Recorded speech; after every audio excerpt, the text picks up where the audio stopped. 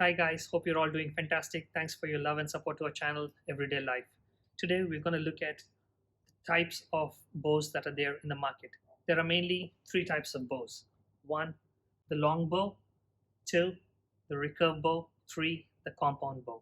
The long bow. This is one of the most traditional forms of bow where you have just a curve of a bow shape and there's no curving back. There are many different types of long bows. Again, there is a Japanese bow which is really long because it helps to shoot the arrow at longer distance with very little effort, because remember, the longer the limbs, the less effort you need to put to shoot an arrow out. So a long bows are also sometimes really short, contradictory to their names, but they are used for hunting because you cannot go for hunting with a really long bow. It makes it very difficult to move around in the jungle.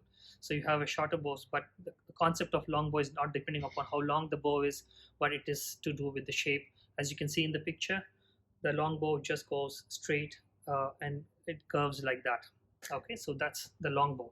The next form of bow that you have is the recurve bow. The recurve bow is what you have here. This is the most common bow used nowadays, and it still has the resemblance of a bow. And on the recurve bow, why it is called so is because the way the curve recurves. Okay, and this recurve, the bend that it takes back, the curve that it takes back, adds extra strength to the bow, and which gives extra boundage and extra, and helps the arrows shoot out with much more higher velocity. So the recurve bow is this one, and this is even used in Olympics today. Of course, with what I do is bare bow, so that's why you don't have any extra fittings on top of it. And I like archery the way the traditional archery is done.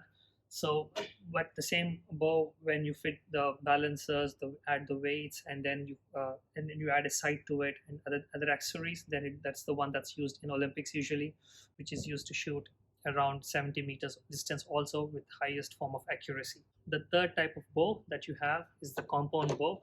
It is a compound bow. If you have seen it, as you can see in the picture, it looks like a piece of equipment from the future. It is a very advanced bow. It's very technical, and it gives you much more accuracy than any other forms of bow. Compound bow is said to be the future of bows, but if you it depend but it really cannot compare, because it really depends upon the kind of archery you like.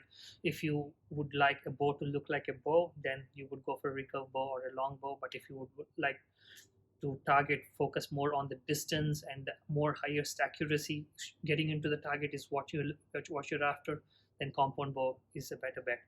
And it's also more technical as well. So those are the three kinds of most common bows that you have in the market today.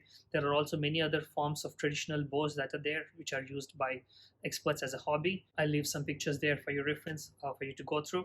And these are all from different countries and how different communities have used it over time. Okay, thank you very much for your time. Please remember to subscribe to our channel so that we can bring before you more interesting videos, and we can teach you more about archery. Thank you.